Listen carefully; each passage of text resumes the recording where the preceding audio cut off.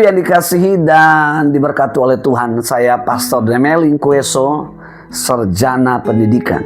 Kali ini saya ingin menceritakan bagaimana sebuah proses yang cukup panjang tentang saya dalam melayani atau panggilan Tuhan.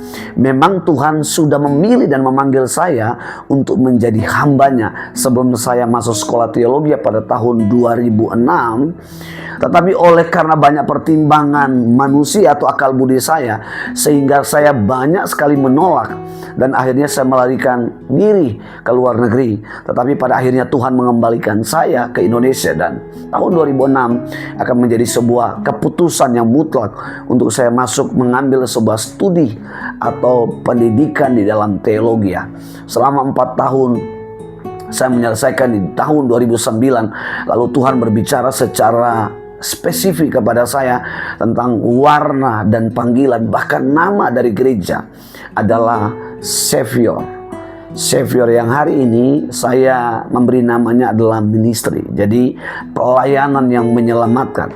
Dan malam itu saya tertidur di kamar belakang saya.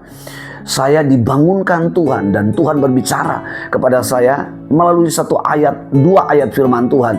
Dan ini menjadi warna pelayanan, menjadi warna panggilan untuk saya melayani jiwa-jiwa. Di dalam Roma 10 ayat 14 dan 15, ayat ini ketika saya bacakan berulang-ulang dan itu menyentuh dan membuat malam itu saya menangis sejadi-jadinya.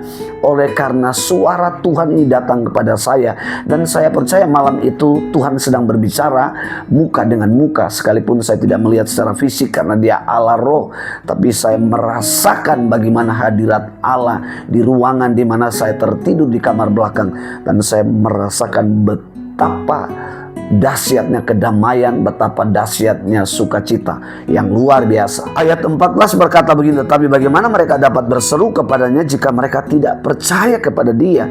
Bagaimana mereka dapat percaya kepada Dia jika mereka tidak mendengar tentang Dia? Bagaimana mereka mendengar tentang Dia jika tidak ada yang memberitakannya? Dan bagaimana mereka dapat memberitakannya jika mereka tidak diutus? Seperti ada tertulis, betapa indahnya kedatangan mereka yang membawa kabar baik. Untuk melayani memang saya adalah terpanggil untuk semua orang dan tidak terkelompok kepada orang-orang tertentu, dan saya bisa menyesuaikan sesuai instruksi daripada Tuhan, sesuai arahan, sesuai petunjuk daripada Tuhan. Tapi selama ini saya juga melakukan pelayanan kepada orang-orang di luar daripada Kristen, dan seperti firman Tuhan yang telah saya bacakan tadi, bahwa ternyata selama ini mereka berseru mencari tentang Tuhan yang sesungguhnya, Tuhan yang benar, tentang ajaran yang sesungguhnya. Dan ketika Tuhan menjumpai orang-orang yang selama ini saya layani di lapangan, dan mereka adalah orang-orang seperti apa yang dikatakan oleh firman Tuhan, ternyata mereka sudah rindu mendengar tentang kabar baik. Dalam ayat 15 ditekankan betapa indahnya bagi mereka yang berseru, yang menantikan selama ini. Bagi mereka adalah betapa indahnya kita yang datang membawa kabar baik. Dan Tuhan membawa saya dengan satu visi, adalah membangun jemaat Tuhan hidup dalam pola kerajaan Allah. Tuhan menjelaskan sedikit apa sih maksud daripada pola kerajaan Allah.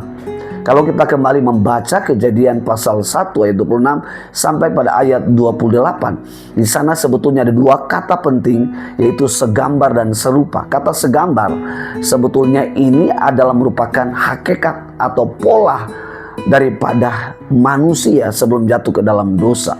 Dan Allah telah merancang ini dalam kekekalan. Nah, pola daripada Allah ini adalah merupakan pola yang juga dihidupkan oleh para kudus-kudus di sorga. Alkitab mengatakan bahwa di sorga tidak ada lagi keributan, tidak ada lagi tangisan, ratapan, tapi di sorga adalah kedamaian, sukacita, semua jauh daripada semua yang terjadi dalam dunia ini. Dan pola yang Allah ingin bangun kepada manusia, kepada Adam, nenek moyang kita, Hawa, adalah harus mencapai kepada tujuan, yaitu menjadi serupa dengan Allah. Artinya bahwa Allah punya rancangan, kita tidak sekedar diciptakan, tapi kita diciptakan segambar sepola dengan Dia. Untuk apa? Untuk dapat mewariskan, untuk dapat melahirkan kehidupan daripada Allah itu sendiri. Itu sebabnya di ayat 26 dikatakan beranak cuculah. Nah, Tuhan tidak sekedar menginginkan jumlah yang banyak, tetapi jumlah ini harus melahirkan sebuah kualitas, atau yang dimaksud adalah mewariskan atau memultiplikasikan daripada pola kerajaan Allah, pola kehidupan daripada Allah itu sendiri. Tapi Alkitab berkata setelah manusia jatuh dalam dosa, manusia kehilangan pola Allah itu sendiri. Manusia kehilangan kemuliaan Allah, manusia hidup dalam kekacauan, manusia hidup semau hatinya, manusia dikuasai oleh yang namanya kejahatan. Nah, produk daripada dosa adalah produk daripada kuasa kegelapan atau setan. Dan setan menginginkan setiap orang harus menjadi sama seperti dia dan akan mengalami hukuman yang kekal di dalam api neraka. Itu sebabnya panggilan ini Tuhan taruh begitu tajam. Sekalipun baru 3 tahun ini berjalan 4 tahun kami mulai mempraktekkan dalam pelayanan dalam komunitas kecil, tapi saya sudah melihat bagaimana kualitas mulai tumbuh dalam kehidupan jemaat-jemaat yang Tuhan percayakan kepada kami. Bahkan orang-orang atau anak-anak rohani yang Tuhan percayakan untuk saya melayani di luar daripada jemaat kami, di luar kota di mana kami melayani, dan mereka mulai memanifestasikan kualitas atau nilai-nilai daripada pola kerajaan Allah. Sehingga Alkitab katakan, Injil Matius pasal 5 dikatakan hidup kita akhirnya menjadi garam, memberi rasa hidup kita menjadi khotbah yang hidup. Artinya orang bisa melihat Kristus dalam hidup kita. Orang bisa melihat terang Kristus bersinar di dalam hidup kita. Saya percaya, dan ini adalah panggilan yang Tuhan taruh. Kalau komunitas itu dibangun dalam pola kerajaan Allah, ya, maka gereja tidak akan tergoyahkan, pelayanan tidak akan tergoyahkan. Sama seperti Tuhan berbicara kepada Daud bahwa pemerintahan Daud adalah pemerintahan yang tidak tergoyahkan. Kenapa? Karena Tuhan membangun pemerintahan daripada Daud adalah pemerintahan yang berpusat kepada Allah, bersifatnya teokrasi, bersifatnya adalah terpolah kepada kerajaan Allah. Demikian juga sebanyak apapun jemaat yang kita layani hari ini, kalau tidak terbangun pada pola kerajaan Allah, rentan rapuh, rentan pecah, rentan kacau, rentan bubar. Kenapa? Karena kita tidak membangun pada sebuah fondasi, pada pola yang sempurna. Dan pola daripada kerajaan Allah, di mana Allah tidak sekedar mengutus Yesus datang ke dalam dunia untuk membalikan kita kepada pola kerajaan Allah, tetapi Allah juga mengutus Roh Kudus. Setelah kita diselamatkan, Allah mengutus supaya Roh Kudus ini membangun pola kerajaan Allah dalam hidup kita, sehingga hidup kita terpolah kepada kerajaan Allah, bukan kepada dunia lagi, tapi kepada kerajaan Allah. Nah, ketika hidup kita terpolah kepada kerajaan Allah, maka percayalah, hidup kita menjadi terang atau dapat memanifestasikan kehidupan daripada Allah itu sendiri.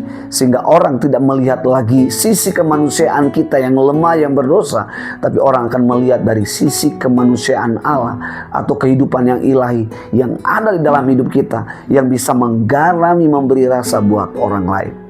Dan inilah yang menjadi panggilan saya. Bapak Ibu, doakan saya, karena ada satu panggilan juga yang Tuhan taruh di daerah Indonesia Timur, dan daerah ini harus diselamatkan. Daerah ini harus kembali kepada Kristus. Sebetulnya mereka adalah awalnya Kristen, tetapi karena seiring perkembangan zaman dan teknologi yang luar biasa mempengaruhi, sehingga 30% mereka meninggalkan iman di dalam Kristus, dan mereka memilih untuk menikah dengan agama yang berbeda, menerima pekerjaan dengan syarat harus berpindah keyakinan. Dan ini Tuhan mendorong saya, dan saya berdoa untuk Bapak Ibu supaya Bapak Ibu bisa mendoakan saya dan memberikan support untuk bisa pelayanan ini terus berjalan. Dan saya percaya doa-doa Bapak Ibu akan memberikan sebuah kekuatan, dorongan Bapak Ibu akan membuat saya untuk terus excited dalam pelayanan ini. Selain saya mengembalakan, tapi saya juga rindu supaya di Indonesia Timur ini, di satu kecamatan yang cukup besar, yang hari ini misi daripada agama-agama lain mulai masuk. Dan doakan biarlah lewat pelayanan yang saya lakukan ini, Tuhan mengembalikan orang-orang yang pernah terhilang dari hadirat Tuhan, terhilang dari pola Allah.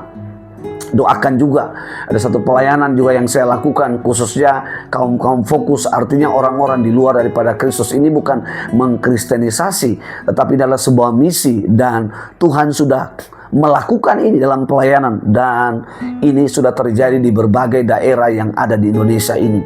Dan baru saja saya pulang, ada 4 orang kaum fokus di luar pada Kristen, mereka menerima Yesus sebagai Tuhan dan Juru Selamat. Doakan saya juga supaya pelayanan ini terus membara dalam hidup saya sampai akhir hayat hidup saya. Memang saya juga sedang merindukan orang-orang yang bisa mensupport saya dalam pelayanan.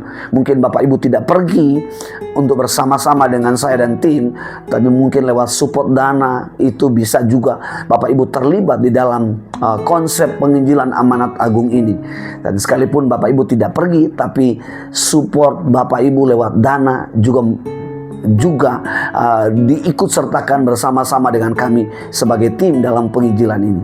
Saya berdoa taburan Bapak Ibu akan menjadi taburan yang subur di sorga. Sama seperti Tuhan Yesus katakan, hendaklah engkau menyimpan harta di sorga. Ya, pemberian Bapak Ibu itulah harta di sorga. Invest Bapak Ibu untuk sorga, dan tidak akan dimakan oleh karat dan ngengat. Percayalah, Tuhan akan berperkara, Tuhan akan mengembalikan itu segala pemberian Bapak Ibu dengan ketulusan, dengan sukacita, dengan sukarela untuk membangun kerajaannya di muka bumi ini, sehingga banyak orang diselamatkan. Dan ini adalah janji daripada Tuhan Yesus sebelum dia datang kedua kali, bahwa dia akan datang kalau Injil sudah sampai kepada bangsa-bangsa. Dan Injil tidak hanya didengar sesuai firman Tuhan tadi, tapi kita harus diutus dan pergi untuk apa? Memuridkan. Karena tanpa memuridkan, orang tidak akan kembali kepada pola kerajaan Allah.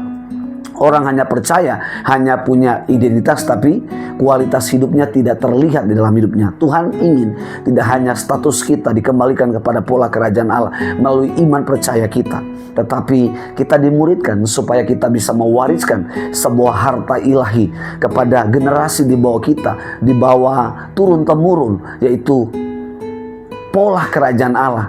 Dan pola kerajaan melahirkan mentalitas dan karakter ilahi sebagai anak-anak kerajaan yang masih hidup di bumi ini. Ini sedikit penjelasan daripada panggilan saya. Sekiranya ini juga mendorong setiap Bapak Ibu yang terpanggil atau ingin menjadi penginjil, menjadi hamba Tuhan. Biarlah ini yang Bapak Ibu lakukan sama seperti yang saya lakukan, semata hanya untuk menyenangkan, memuliakan Tuhan. Bukan karena dana yang harus dulu mendorong. Modal kita hanyalah panggilan. Tuhan akan mengirim orang-orang lewat Bapak Ibu yang menyaksikan video ini dan memberkati pelayanan. Demikian yang dapat saya sampaikan.